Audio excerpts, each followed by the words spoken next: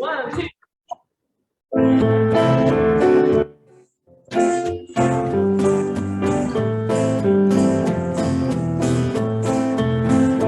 There are more waters rising, this I know, this I know.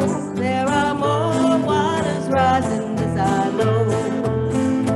There are more waters rising, they will find their way to me. There are more waters rising, this I know, this I know. There are more waters rising, this I know. There are more fires burning, this I know, this I know. There are more fires burning, this I know. There are more fires burning, they will find their way to me. There are more fires burning, this I know, this I know. There are more fires burning, this I know. There are more mountains falling, this I know, this I know. There are more mountains falling, this I know. There are more mountains falling, they will find their way to me. There are more mountains falling, this I know, this I know. There are more mountains falling, this I know.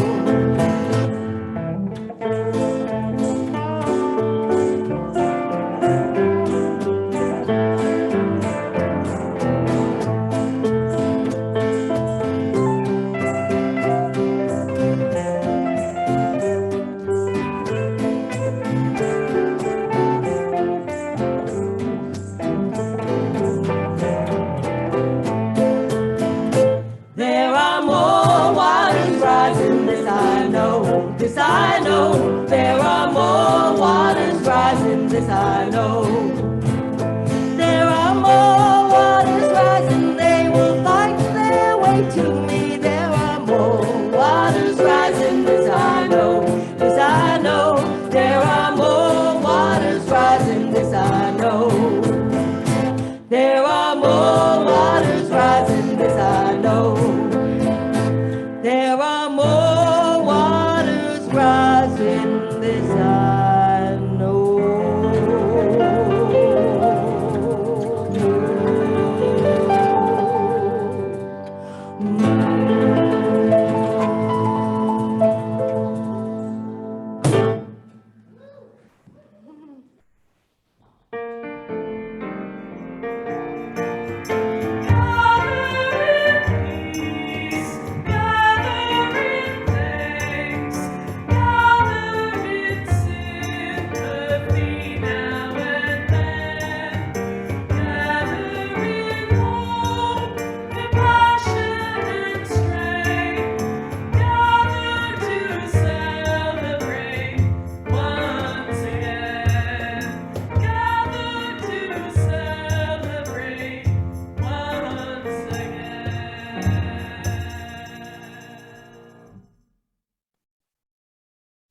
Hello, everyone. Good morning. Welcome to your neighborhood Unitarian Universalist congregation. My name is Suzanne, and I have your announcements, many announcements today. We are a busy group for the coming week.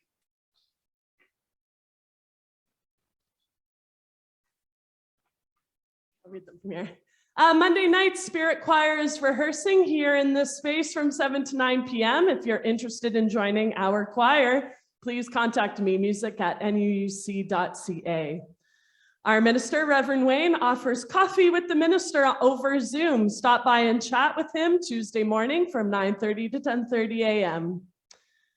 Wednesdays and Thursdays at MCC are collecting individually wrapped sandwiches to help feed hungry locals. If you're able to make some sandwiches and drop them off, know that they'll be going to some hungry folks from around here.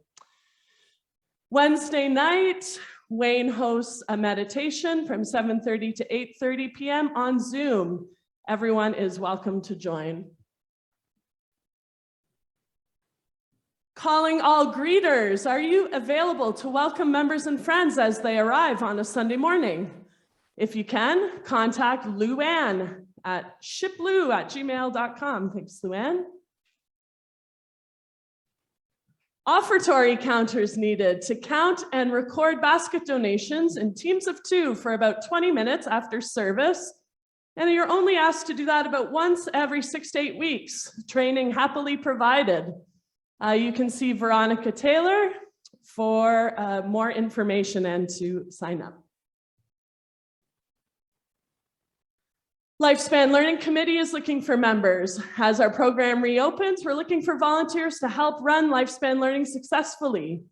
For more info, please email lifespanlearningnuke@gmail.com, or you can talk to Zee after service. The nominating committee is seeking nominees for Neighborhood's Board of Directors. Please consider how you can contribute your unique skills and perspective while giving service and engaging in spiritual growth through leadership and shared action here at Neighborhood.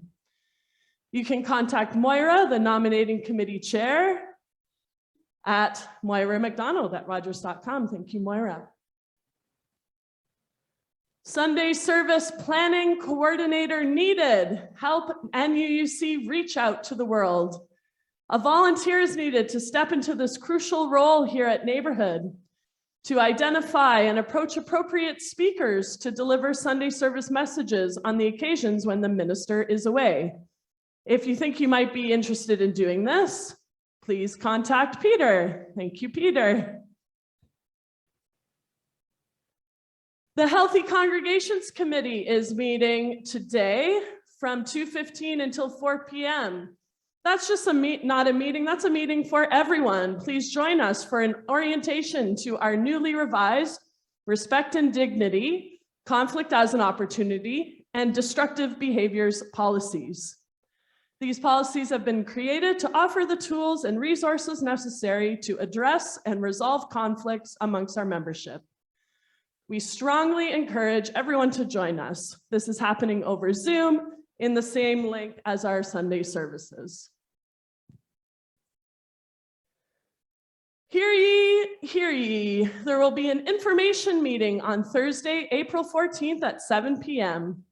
Topic of discussion will be Minister Emeritus status and ministerial retiring allowance.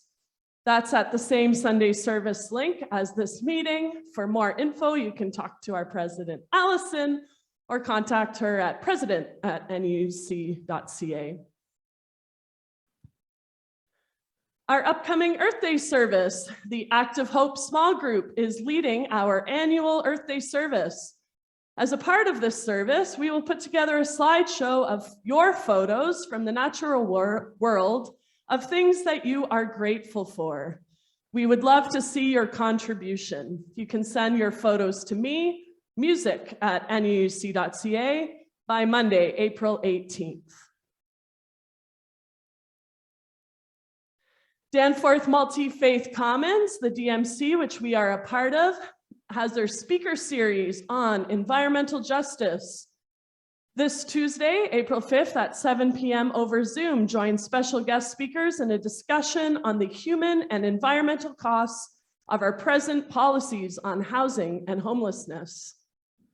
Link to register will be set in the Monday announcements, or you can talk to Laura Thomas, co-chair of our Social Environmental Action Committee, for more info.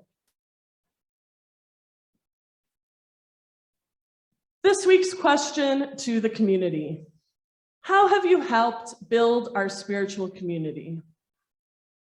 Ponder this topic. We hope you will be willing to share when the time comes. And next Sunday, our theme is, how can we be gracious to one another? Service weaver is Deb Berdizon beside me. Speaker is our minister, Reverend Wayne Walder, and music will be provided by the Comfort Choir.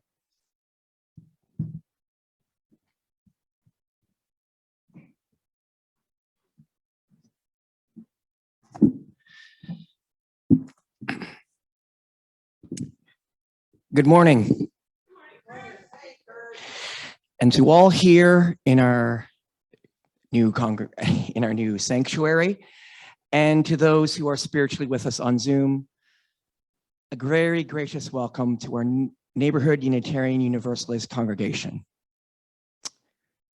This service is being recorded for our website and for YouTube. Joys and concerns and other such personal moments will be edited out. If you do have privacy concerns, those of you on Zoom, please consider turning off your cameras and renaming yourself. One point of note, there has been some minor confusion. The multi-platform services that are both here in our sanctuary and on Zoom are every week, not every 2 weeks. So this is our threshold moment. Please turn off all distractions, make yourselves comfortable,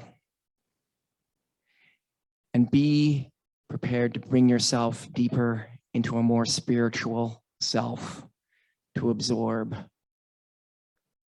any new enlightenment. Again, I say my name is Kurt Thomsen, and I'm your service weaver this morning. And now we come to the time where we light the symbol of our faith, our chalice. Those who are on Zoom, you are welcome to light your own chalice or place your hands in the form of a chalice. I ask Moira McDonald to please come and light our chalice as we sing our chalice invocation.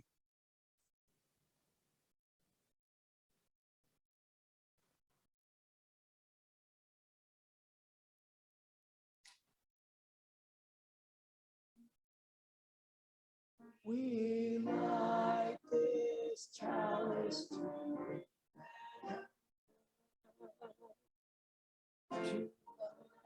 the fire within our own.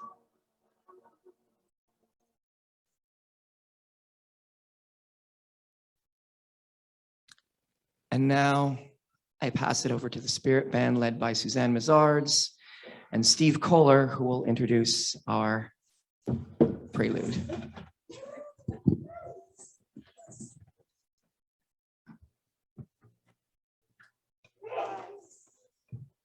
Good to be back, Spirit Band. Yeah. Thank you. I wrote this one quite recently, and yeah, I didn't know it was going to be for Spirit Band, and did the finishing touches. It's strangely positive from me. And this is called I Think I Can Fly. Wait a second.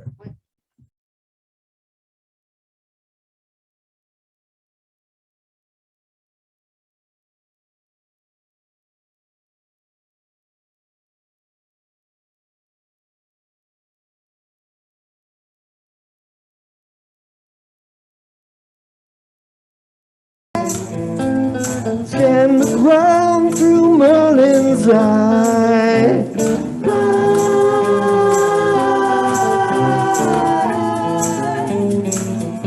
I think I can soar, float through any door. Soar.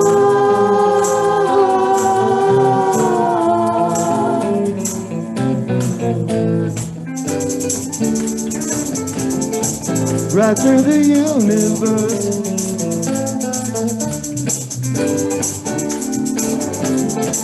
Right through the universe.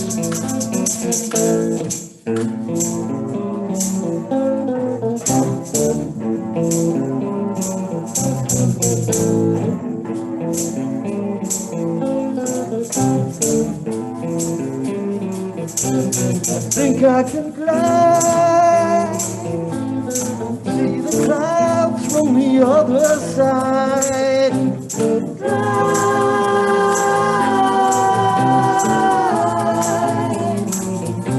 I think I can soar, no longer bound by any shore.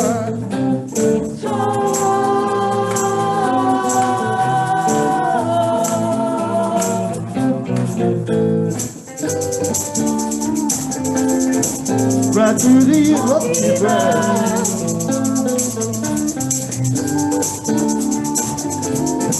Right through the multiverse.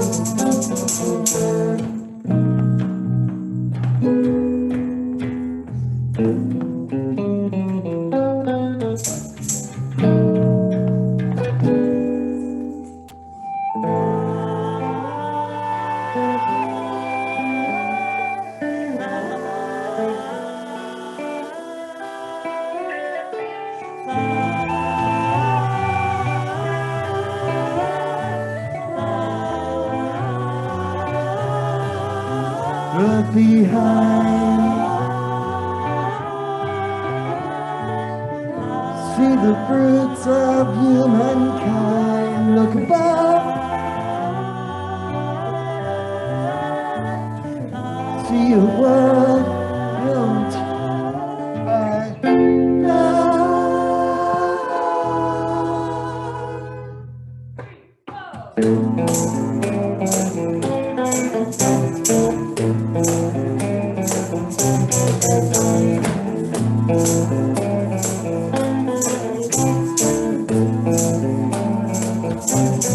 think we can fly so fast, time stops going by.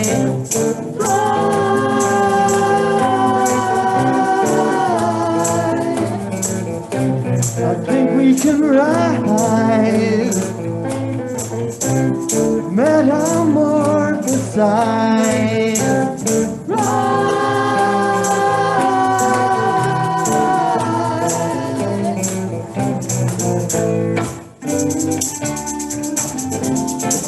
Right through the multiverse.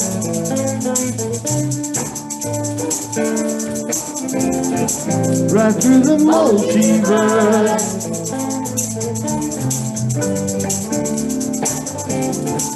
Right, right.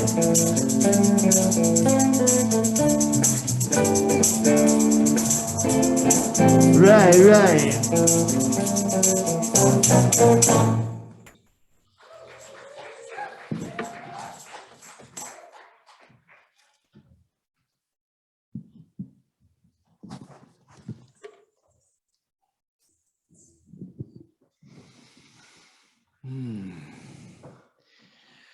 What a pleasure it is to have live music back.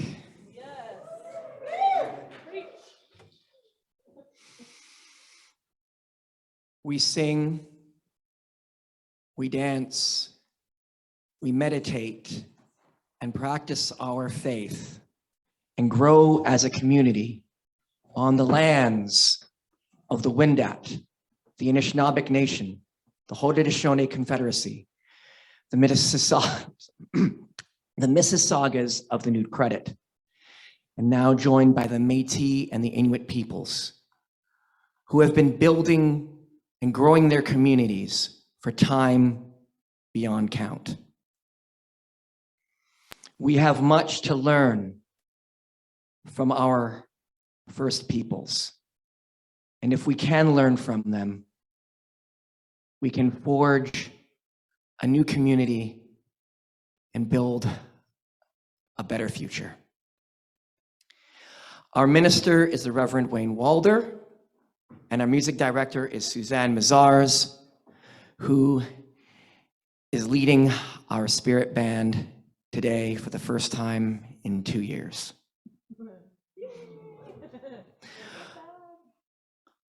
Our facilitator of our child and caregiver program is Zee Getchell, and she will be telling a time for all ages this morning.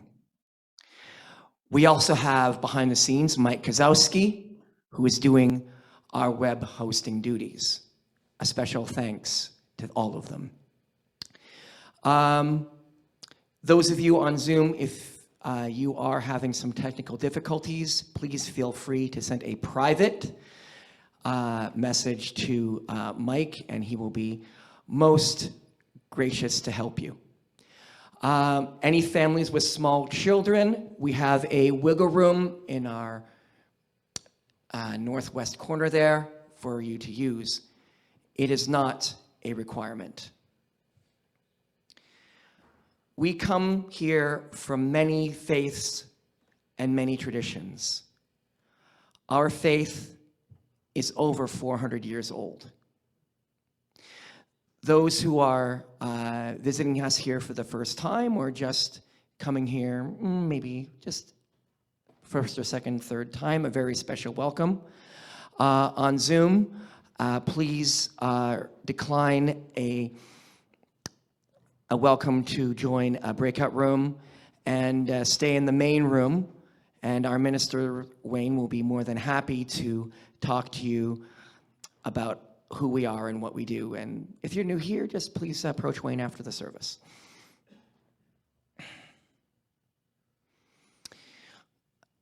Our mission here at Neighborhood is to empower spiritual growth and shared action for the care of our world. Our monthly theme is celebrations and good words. And today, we will be talking about what we build here together. As service weavers, we have come together in a group every 6 weeks or so. If the service weavers could stand up just to let everyone know who they are. We have been doing this every 6 weeks, like I said, just to, figuring out what works, what doesn't work, and how to build ourselves better. For ourselves here, to make a better service for all of us and the rest of you congregants. But how do we come to a point where we can build a better? Well, where are the seeds? Well, the retired United minister, Paul Newman, has said this in the spiritual ways of working together and building community. All service communities have the spirit of friendship, loyalty, service, and creative imagination to keep doing whatever vocation they have. They have the joy and the pleasure of being part of their ethos. All groups with a good working ethos take the blessing and the spirit of what brings them together in community. Now, let us take time to greet our neighbors. Those on Zoom, please unmute yourselves and say hello on Zoom. And everyone here, please stand up and say hello, and then take time to say hello to those on Zoom and those here. There'll be a time be brought back by chimes. Good morning. Hello, everybody. Nice to see you. Good morning. Hi, Red. Hi, Sigrid. Hi, Deidre. Hi, Kim. Hi, Sarah. Hi, Chris. Hi, Dina. Dolly, Hello. Ben, Hi, Dolly. Charlie. Chris, Hi, Juliana. Hi, Chris. Kim, hi Sarah, Hi, Juliana. Hi, Eva. Hi. Julian. Oh, Hi, hi, Margot. Michael. Hi, Chris. Kurt. Hello. Hi, Margot. Hi, Hi, Phyllis. Hi, Juliana. Hi, Jason. Robin. Hi, Rev Wayne. Hello. Hi, Rev. Hello. Hello, everyone. Hello, everybody. Hello, Wayne. Yes. Hi, everybody. Good morning.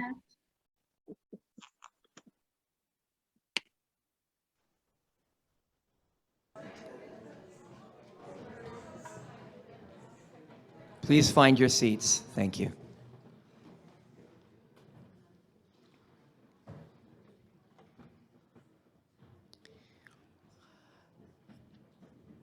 And now for opening words, which shall be projected. If you do not know these words and if you do not have a screen to read them, please listen and absorb the spirit of them. Let us cast a circle of a sacred space here. Let us cast a circle of a cherished space here. A space of safety, a place of forgiveness, a place of love. If we want the world to change,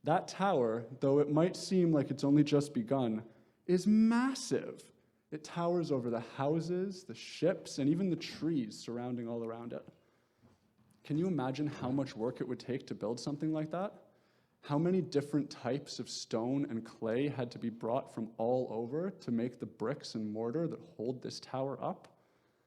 I built a smaller tower, much smaller, out of Legos this morning. You can all pass it around between you and take a look at it.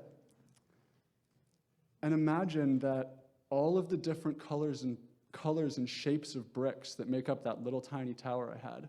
Imagine if each one of them was brought by a different person or a different family to build this tower. So the story goes that this tower was being built, and God saw it and thought that if humans were working together and could build this tower, then there would be nothing that we could plan to do that would be beyond us. So God split our one language into many languages and scattered people across the face of the earth, splitting us from one united people into many nations. When I was working on this story, I found that there are echoes of this story in other cultures as well. The Cherokee people have a similar story. There are also similar stories in Mexico and Greece and other places as well. In some of the stories, it's humans building this tower. In some of the stories, it's great, powerful creatures like giants. Now, when I was being told this story, it seemed like it was being told kind of as a warning, like we had to obey the word of God, or God would come and make great changes in the world. But that's not what I took away from this story, and that's not what I want you to take away from it either. When I heard this story, I saw it as a statement of our own power as people. You don't have to go past the stories of giants stacking mountains on top of each other to reach the sun to know the power of the people, of the creatures who were building these towers. What I take away from this story, and what I hope you take away from it, is that when we humans all work together towards a common goal, it would take a God to stop us. Now let's go back to our program, shall we? Okay.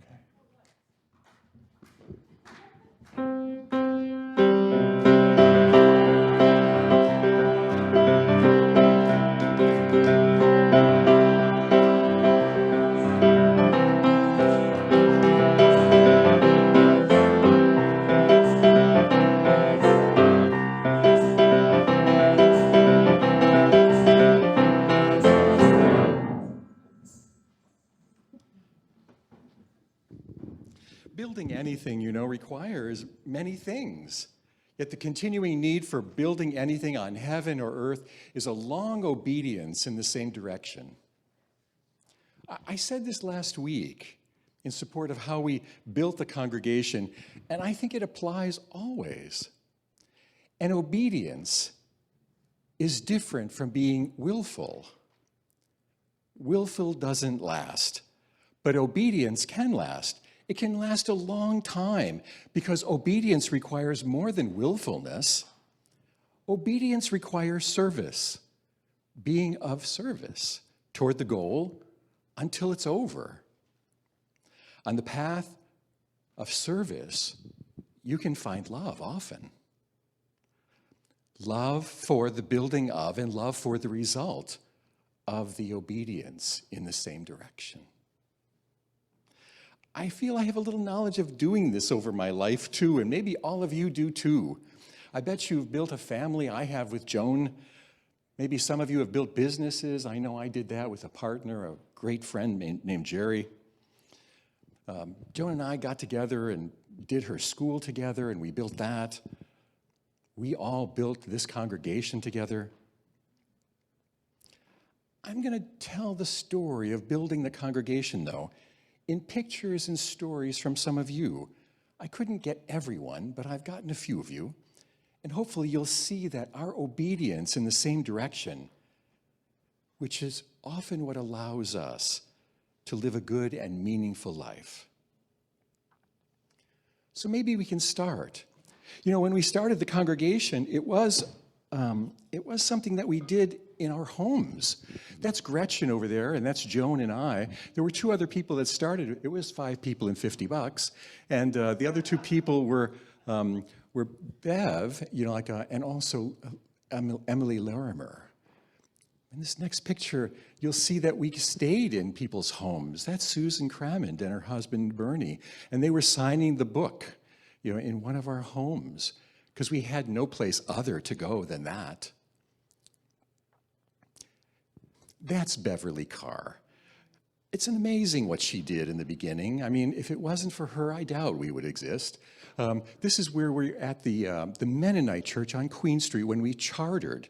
And we chartered not just with one person, but you'll see in this next slide, we chartered with a bunch of people. In fact, there were people from all the congregations in and around Toronto.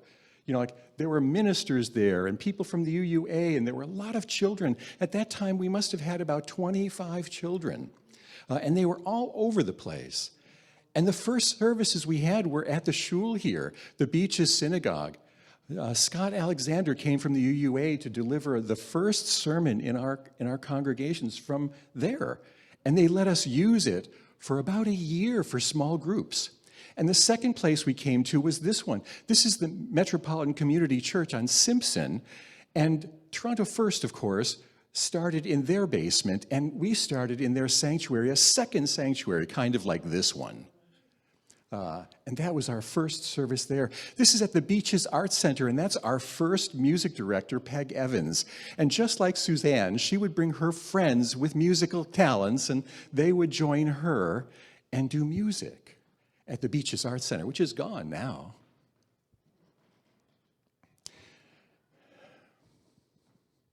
Now, this next picture, I wanted to say, is at the Corpus Christi School.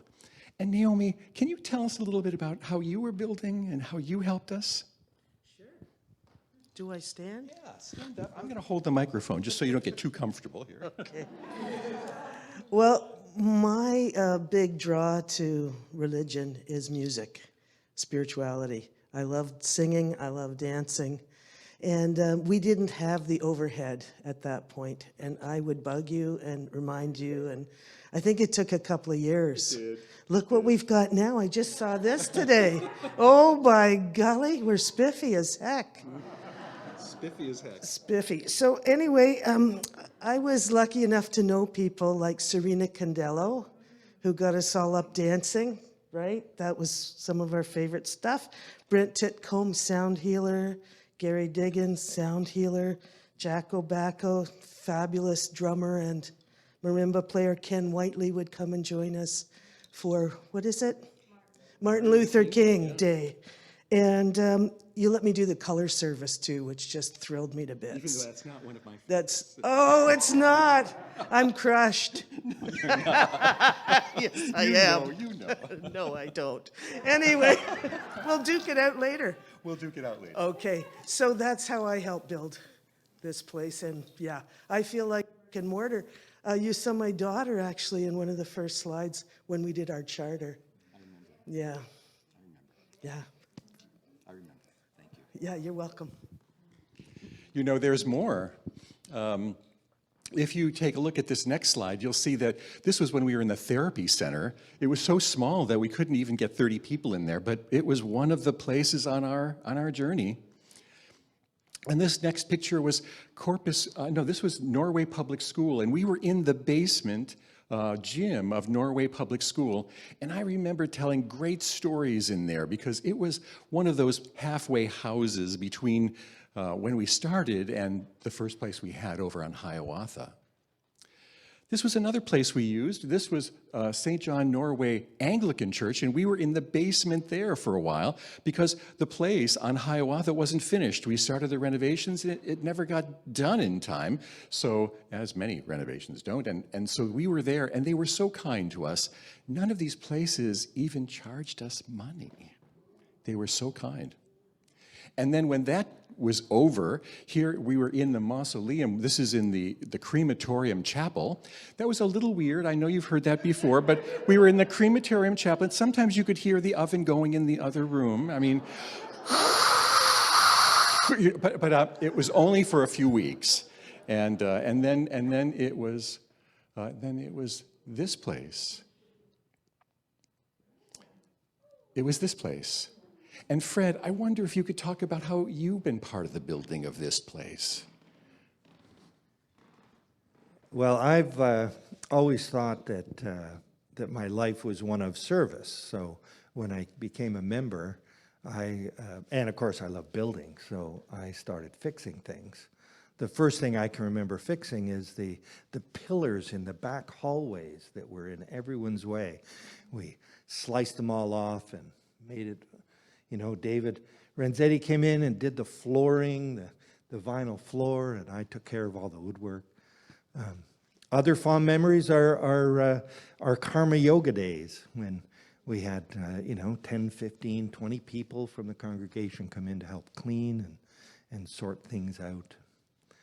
Lots of projects, the skylights, the landscaping. There was a lot.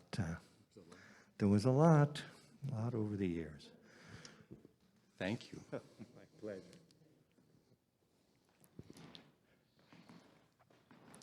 And when we got to Hiawatha and we had our cake, that's Gary Wood and Lisa and Jay Sesnick, who are just to his right. We had a party, of course, but the only way we could have had that party is if John Whitehead had done the work on finances that was absolutely incredible to do. And John's online now. And John and Mike, can you get John on the screen for us? Hey, John, John, I actually can you don't. tell us how you helped to build it? John, I don't actually see your name on Zoom. If you mind raising your hand, then I can call on you.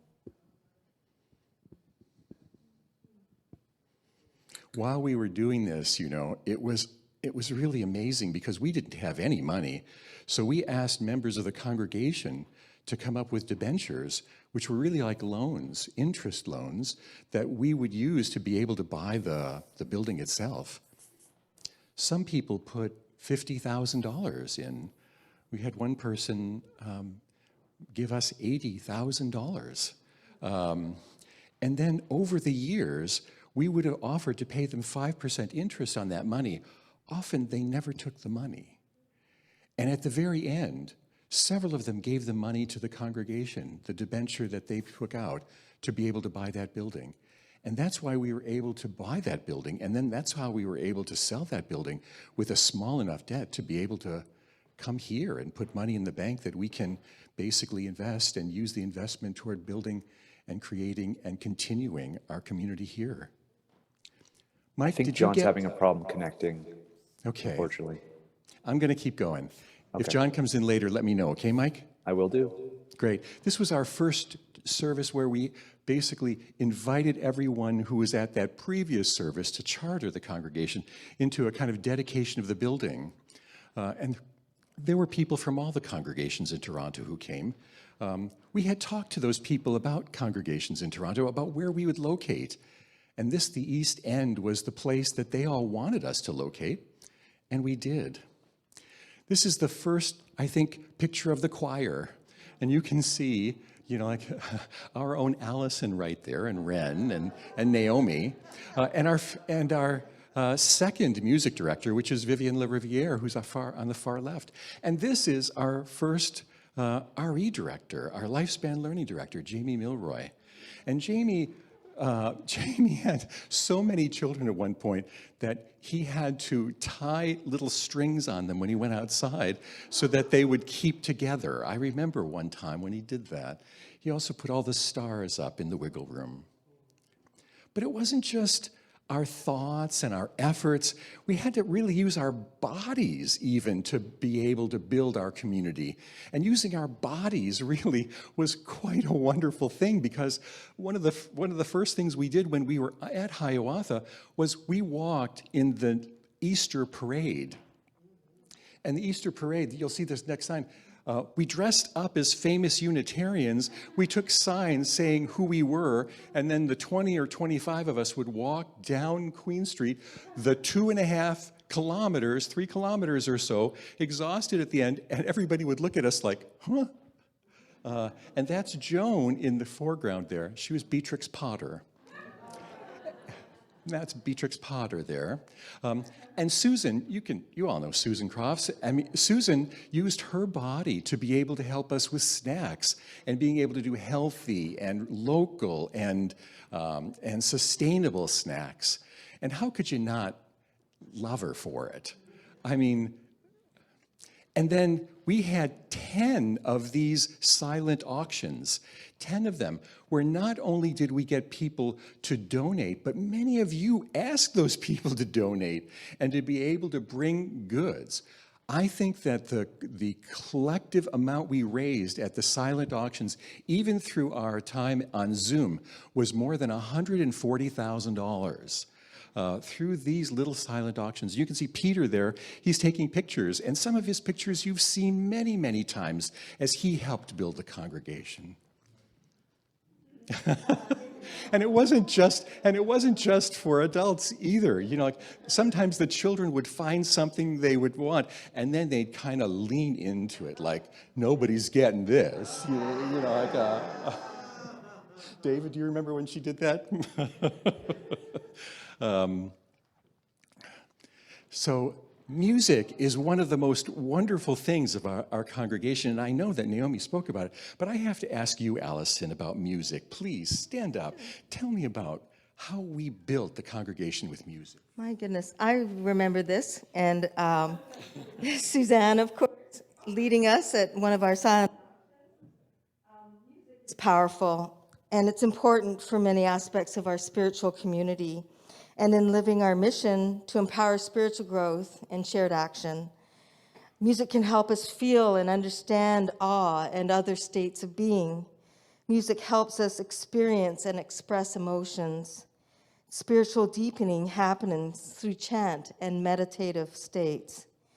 Choir participation engenders both personal fulfillment and meaning, and the submerging of the ego by blending, learning to blend and be part of a whole.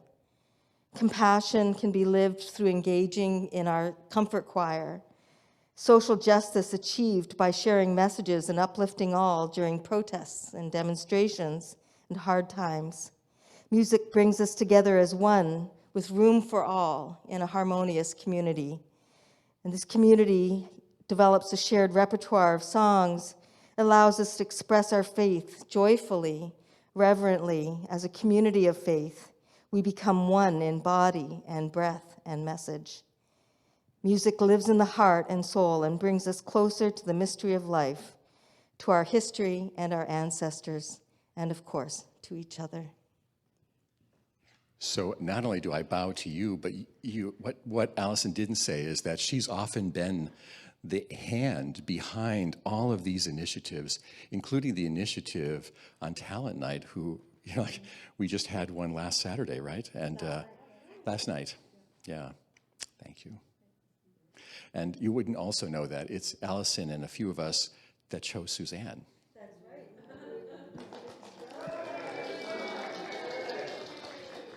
So it wasn't just that. There's Suzanne and a bunch of us. And what we were doing was we were getting all the choirs of the local congregations to sing a Christmas carol in the gazebo, you know, like at Glen Manor Park.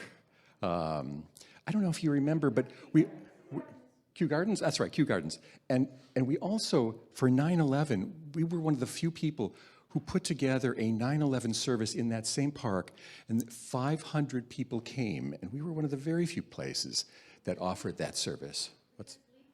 We just leafleted it, that's right. And of course, music happened all through. It happened at parties, and it happened, you know, like when we were walking. This next picture, you'll see that the music, we were collecting clothing and going door to door and offering carols to people along on other streets around Hiawatha. And then we gather clothing that we would have leafleted them beforehand and taken the clothing to the Out of the Cold program or some local charity. And of course, we even did it with bigger groups. This is 5 choirs from across the Toronto and slightly outside of the Toronto area, more than 100 choristers who happened at Toronto first, and we sang together with others because the singing is so powerful when there's more. And what Allison said about the harmony and losing the ego and being part of it, that was part of what we did too. You know, each of these things built something. This is the first Thanksgiving that we had. We had a Thanksgiving dinner and the staff offered that. And Suzanne, Do you remember mashing potatoes?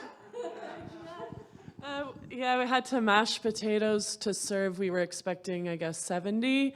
So yeah, it kind of hurt my wrists after that. She told me she wasn't going to be able to play the next day on Sunday because her wrist was limp like this. We did that twice before COVID stopped it. But then that wasn't the only groups we did. I counted, we had more than 100 informational conflict, settings, town hall meetings, general meetings, budget meetings, building meetings, community growing meetings. We've had more than 100 of those in the space on Hiawatha, each time with people offering, different leaders offering different ways to grow that understanding and our work together. Here, I don't know if you remember this, but we went to Boston as a group. It was one of our first mindful journeys. And I don't know if you can see at the very top there, there's Faith with the smile and the sunglasses. Faith, you also were a huge part of our growth. Hi, everybody. I had to think about what I'd like to talk about today when I was asked to speak. I started coming here in 2001. Lauren was the first baby born into the congregation in 2005. And in 2007, for nearly 3 years, I worked in the office. And it turned out to be a really pivotal time for our community. Bruce Brackett was the president at that time. And our mortgage was coming up for renewal, and the bank didn't want to renew it. But they didn't want to have to foreclose on a church, because that's what they were worried about, because our financials were pretty bad at that time. Wayne referred to the debentures. We had, I think 3 or 4 different debenture holders, including the Walders. We had 2 mortgages, and our only asset was the manse, that we could actually do anything with. And we ended up having to sell it during the 2008 crash. So we sold it at a bad time. And I can remember week after week coming and working with Bruce Brackett in that time when we were looking at all of those financials. And it was such a time we really nearly lost it. We really nearly lost it then. And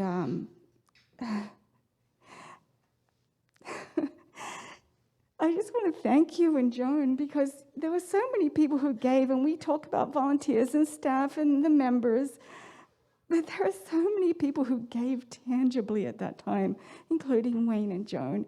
And it just made me feel like I was really a part of it, because the office role gave me the opportunity to have my hands in every little pie.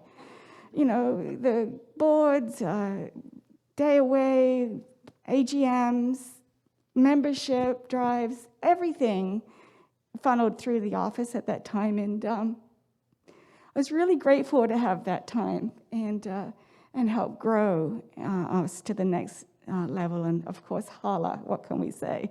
What a class act she's been for this community. So I'd like to honor Hala and her work. And if you want to send her a note and say thank you, I'm sure she'd love it. Thanks. I have to tell you one story. Faith, I've told you this story before, but I was on the board of the Ministers Association, and when I was on the board of the Ministers Association, there'd be about 10 of us, 12 of us, sitting around the table talking about significant issues about ministry in North America, and we'd all have our electronic devices on the table, and I forgot to turn my phone off, and my phone rang, and everybody looked at me, and then they all looked at the phone, and it said, "Faith calling." And it was a particularly difficult time in a little conversation we were having about whether we would throw some ministers out of our organization, and they all laughed like crazy. So we took journeys far away. This is in Vietnam, where we sat with this particular Buddhist teacher for probably several days. But that wasn't the only journey we went on. We went on 14 different journeys, each one of them bringing money into the congregation as well. So it wasn't just a journey that we went on. I think in total, we brought more than $35,000 into the congregation from these journeys. And that's all of us with a private audience with the Dalai Lama at his office, which is right there behind us. We also did things for others. The solar project, not only did we do it for us, but 12 other organizations used our model for how we put solar panels on the roof in and around Toronto. And you can see in this next thing that we put 112 of them up there on the roof. And they were generating about 95 megawatts of electricity a month, which really was fabulous. And Ontario Hydro paid us for it, which was even better. It wasn't just that we did other things constantly. And Gordon, where are you? There you are. You know,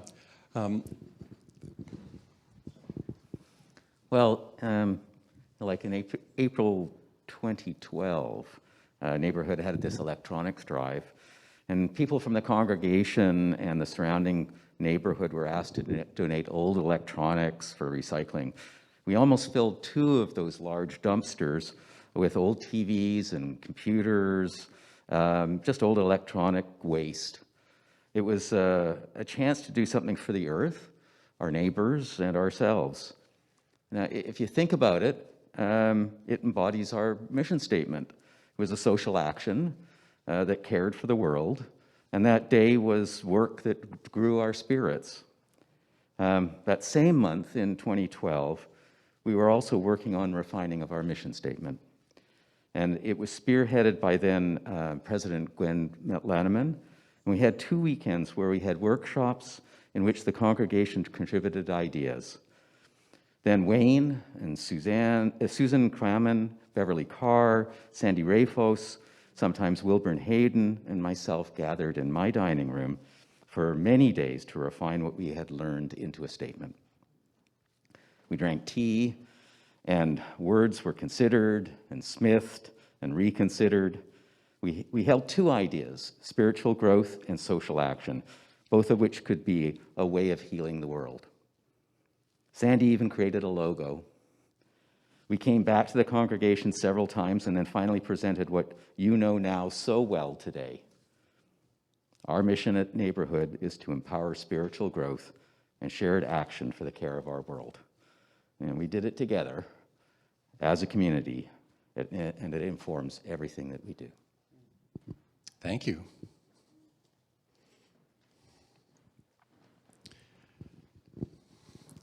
It wasn't just those things either. We had children. We had a lot of children at different times in our congregation. This is a picture of a coming of age ceremony that Wayne did with Jay Sesnick, yeah, and they went to Sesnick Cottage. And this was, you can see there's Simon, there's Simone, there's Keith Park's son, Gavin, there's Tayo, Rebecca.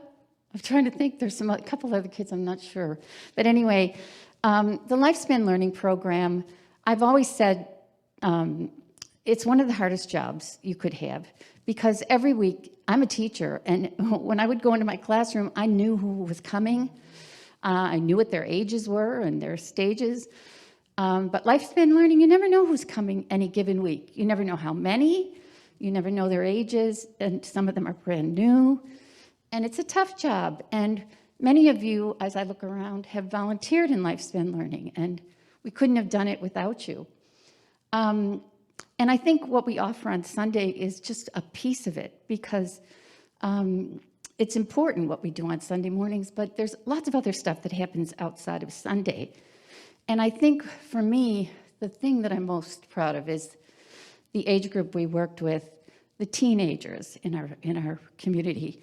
And I remember one of the there's so many, Tony and Yvette and different people that worked with our youth. And I remember one of them, somebody, I can't remember who, said that one of the youth revealed that on Sunday they could talk about things that they couldn't talk about in their school every day, because this was a place where we were open to differences and acceptance and respect. And I think that's one of the things I'm proudest of. And we did, I remember once I picked up a group of kids from a youth conference, and I picked them up at the airport because this community had supported them in going. We also had a grant for that, supported them. I can't remember what city they went to, but when I picked them up at the airport, my car was electric with excitement. They were just talking about what they were going to do next, what they did there, and what their ideas were for the future. So this is a program I hope that we can get some new volunteers for. I've been volunteering in this program for over 22 years, because all those times before we even became a community, we were meeting, remember Allison? And Allison volunteered back then. But yeah, over 22 years, and I just hope we can continue to serve our children and youth in the same way. Thank you. I remember sitting with Gavin and looking at a petroglyph at Petroglyphs Park for about a half hour. And then we began joining with others, people who were like us and who were not like us. That's Rabbi Miriam from the Danforth Jewish Circle, and Deb, who has her head turned a little bit, from East End United, and the local counselor, you know, like on the far left. And we've been going to the food, the food day drive, Chew on This, for I think it's been 7 years, hasn't it been, Laura? 7? Yeah, 7 years. Gotten local and even some national coverage. This is my friend Sandeep, you know, like who I met through some of our journeys as a and he really has been wonderful. We came very close. This next slide is when you gave basically me enough freedom to go to the Parliament of World Religions, where we spoke about Unitarian Universalism. And I spoke there with the Imam and that rabbi. That was in 2018. This is around in Chacaruna in Peru. We got to learn a little bit about how other people saw religion, how they felt spirit, how they practiced it. And when we tried often to bring at least some aspect of that back here. And then because of what we did at Neighborhood, which was really lovely, I got invited twice to preach to 500 of my colleagues, this one in a seminar in California and another one in Dallas, Texas.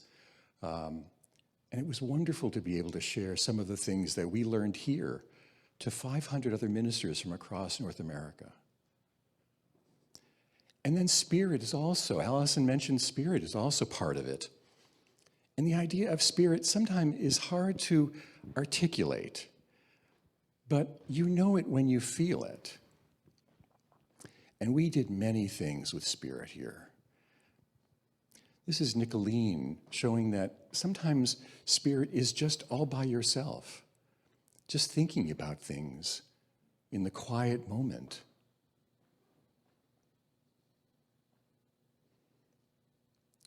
We did 8 silent retreats here in Toronto for very little money, and we never turned anyone away for lack of money.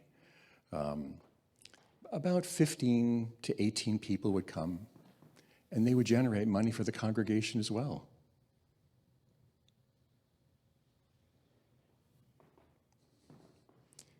We did more than 35 small groups in our congregation, from topics as different as getting old together and grief, to conflict, to being able to sustain food, to be able to do things with our neighbors. More than 35 different small groups. I bet you almost everyone in this room has been in a small group at Neighborhood. And we learned how to meditate too, This is Sarah, and I can tell you that she actually took one of my pieces of advice. Those are her sneakers under her rear. And that, of course, is the best way to use sneakers when you're sitting on something really hard and you want to sit there for a while. There's lots of ways to meditate. Here is when we're in Dharamsala with a Buddhist monk in his little room. And spirituality is not always the same, and it comes in different ways. And I wanted you, Lauren, you can see Lauren sitting right in the middle there. So for me, spirituality is about art. And one of the things that in art school they teach you is that the very first people who sponsored artists was the church. And so when I went to neighborhood and saw almost no art, I was kind of irked by that and said, hey, you know, art's pretty important. It's important for our faith and spirituality, and it's a thing to meditate on, and beauty is a part of that. And the board went, oh, I didn't know that. And Wayne went, oh, I didn't know that. Okay, let's see if we can do something about it. So I started putting work up, and we created the gallery, and we decided, you know, the gallery could be an opportunity for people who maybe didn't think they were artists and put their work in a space that was safe, and all of us got to actually appreciate it. And I think quite a few people here who actually did put work in, like Luann, and we had Peter put work in, and so what was going on was it was giving an opportunity to express yourself, not just with music or with dance, but also visually. And then the other thing we did with it was the concept of creating community through doing something tangible. And so this quilt that's now 8 quilts was over 100 people donating fabric and time and sewing skills and notions and buttons and beads and ideas. And we got the kids to make some, and we got the choir to make some, and we got some individuals to make some. And so we can make art together and make beauty together. And I think that that's one of the best things about community, and in this case, spiritual community. If it wasn't for Lauren, I wouldn't have put those pictures up there.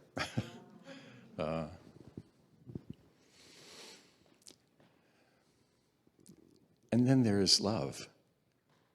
And I think that that builds a community too.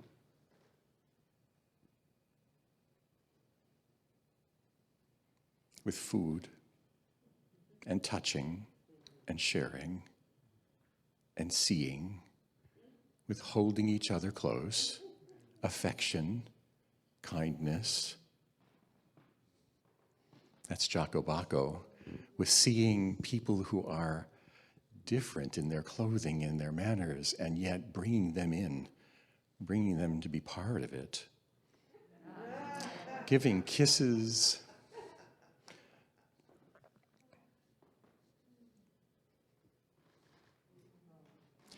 Those scarves were from Sandy Rafos. When she went home, her daughters gave us a box full of scarves, and we all put them on.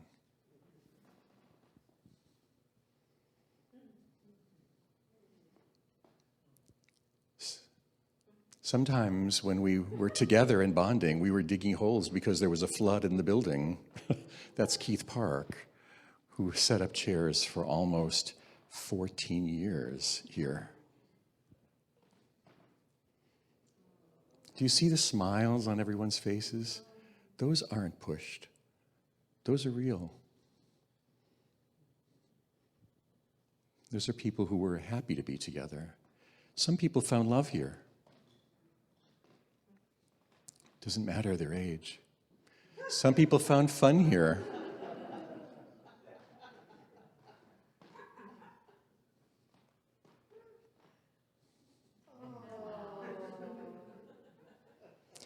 And you know, you can see Bob and Brad. I think it was a big deal at this particular board that we began to think about what would happen after the building on Hiawatha. This was a wonderful governing board. I've been on 7 organizational boards. That was a wonderful one.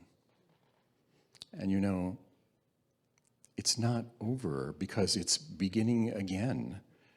And the way that I felt most sure that that was true was, if you could put this other slide up, Mike.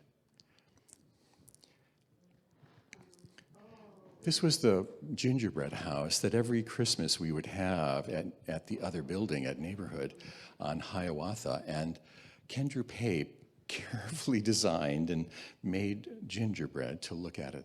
The children would always eat it right after. They would take the roof off quickly. But this time, Kendra had put people inside. I don't know if you knew that. This last time, there were people inside of it. And when the children ate it, I stood by and I looked and saw that that would be the last time that we would be in that building. That would be the last Christmas that we would be there. Because we're here now. And it matters who sits in the seats. And it matters what they do. And it matters how they do it.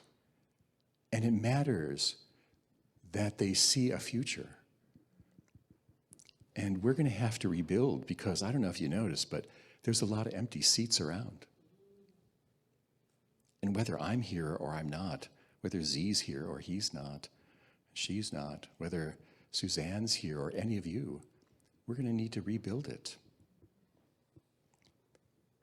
Building anything requires many things, yet the continuing need for building anything on heaven or earth is a long obedience in the same direction. Blessings to you all. Thank you to you all. Thank you to you all.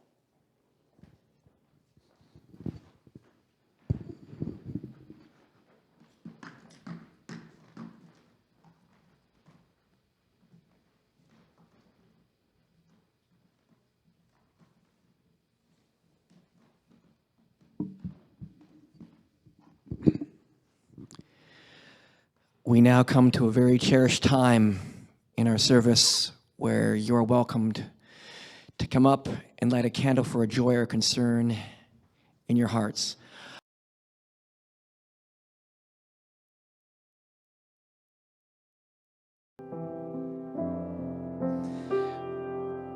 If that is the case, we light this final candle for all the joys and concerns that remain silent, yet prevalent in our hearts.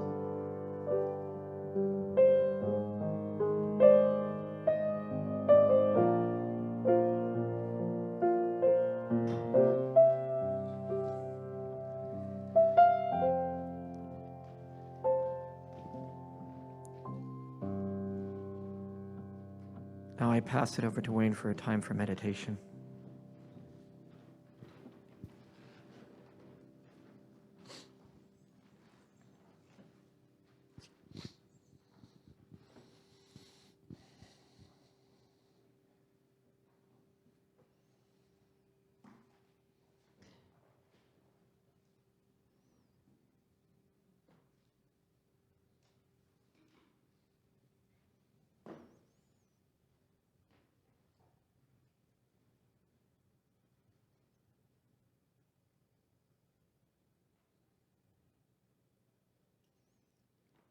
Just find a way to feel whole.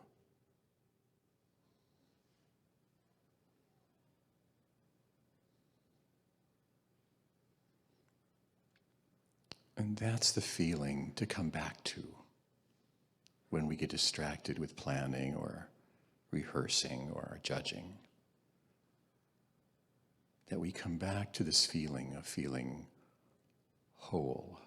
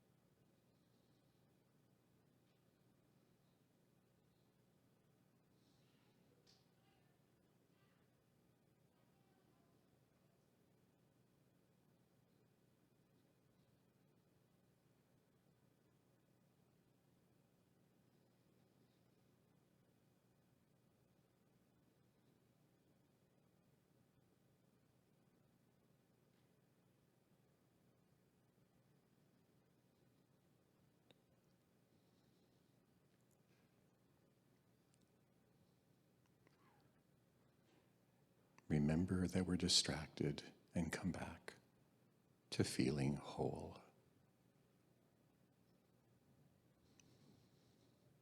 Easy to say, difficult to do.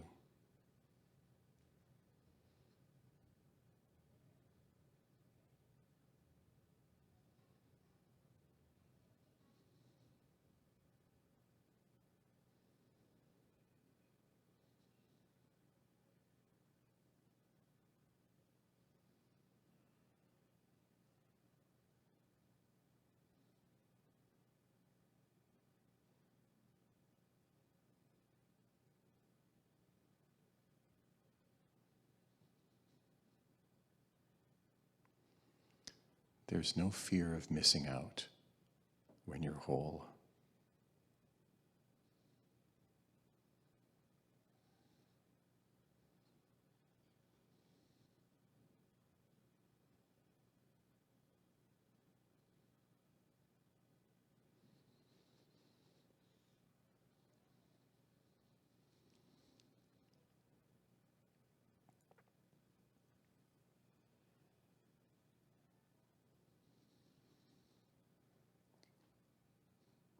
And as we end, imagine you could bless all the people here, just with a kind look or a kind imagined touch. And all the people on Zoom, bless them.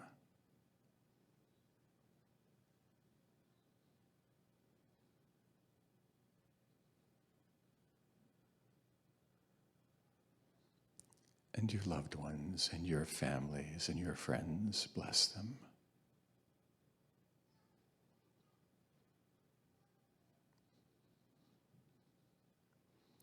And people in the world where it's more difficult to live than here, bless them.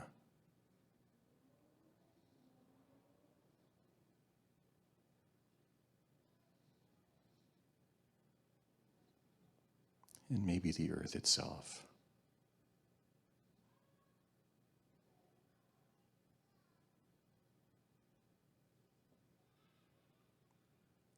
And then come back here. A blessing to you.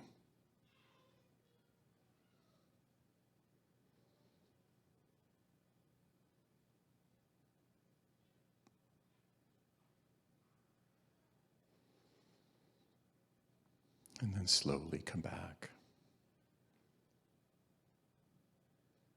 and join us for the offering.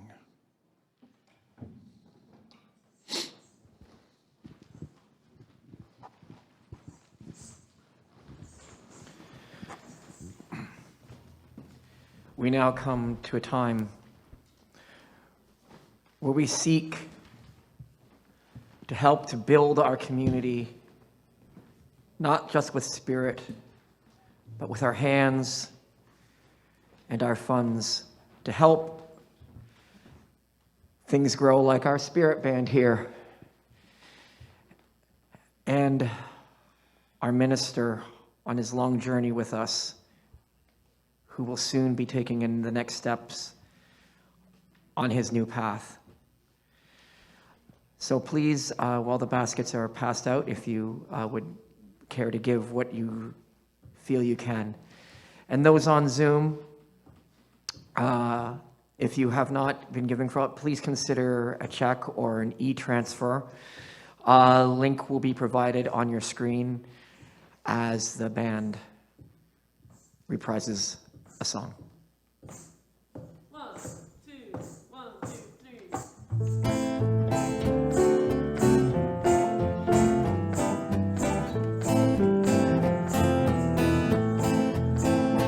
I will wade through the waters, this I know, this I know. I will wade through the waters, this I know. I will wade through the waters when they find their way to me.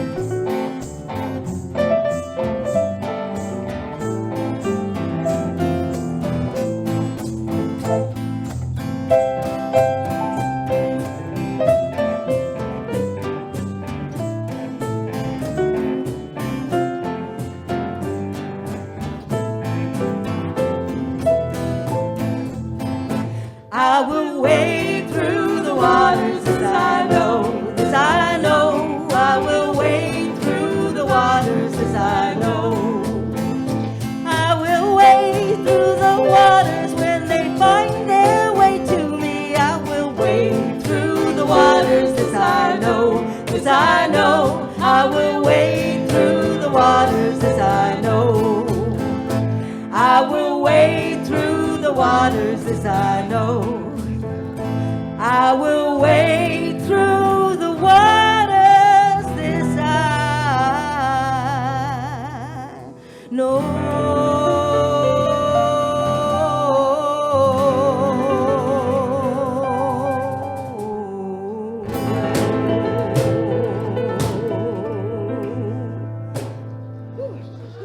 Whew. People of neighborhood, have you found home here? Have you found community here? Oh, yeah. Have you found share and love with everyone here? Oh, yeah. Then let this offering be a tide to our shared growth and our community.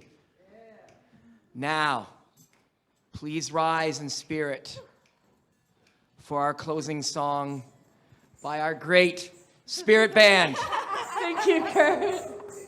Here we are, building a new way together. 1, 2, 3, 4.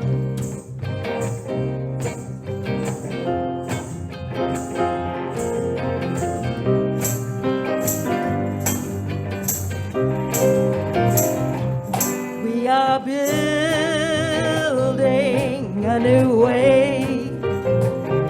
We are building a new way. We are building a new way, feeling stronger every day. We are building a new way. We are working to be free, to be free. We are working to be free, to be free. We are working to be free. Hate and greed and jealousy. We are working to be free. We can feed our every need. We can feed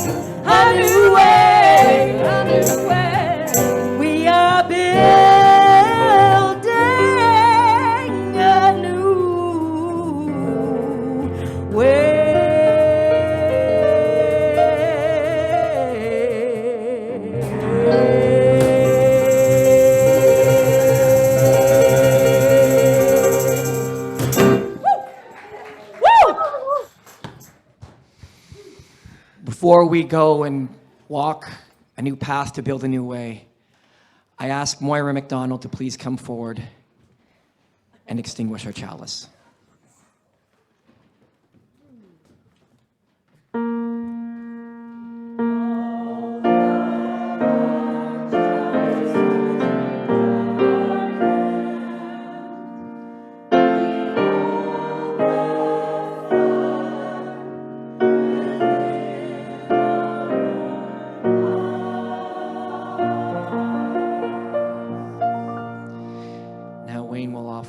Blessing.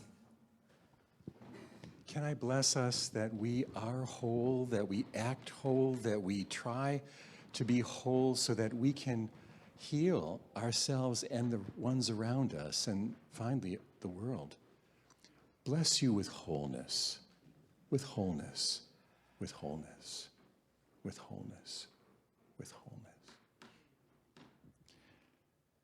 For those of you who don't wish to join a breakout room or on Zoom, you can just stay in the general room. I'm going to be in this room. Anybody who has a question can ask that of me. This room will be the room where we can keep masks on if we want, but we have snacks today and coffee. So if you go into the cappuccino room right over there, you can take your mask off when you're having coffee or having a snack and socialize in there. And that way we'll try to be careful for people who want masks and people who are feeling more comfortable without. Today's question, if you want to talk, and you might set yourself up in a little library over there with a couple chairs, or a little library over there with a couple chairs, or a few chairs, just ask, what is it? How have you helped to build the community, even in the most wonderful ways? I'll bet they be small or big. If you're new to neighborhood, come and talk with me. I'll be right here, and I'll be answering any questions that you can. We end our service by going to the gallery view if you're on Zoom and unmuting yourselves. And today, let's say namaste, which means I salute the spirit within you. And see if you can make eye contact with somebody and say namaste, namaste, Namaste. namaste. Namaste. Hi, Barbara. Namaste. Namaste. Our service is over. Namaste, everyone. Please go in peace. Namaste, everyone. Namaste. Thank you for coming.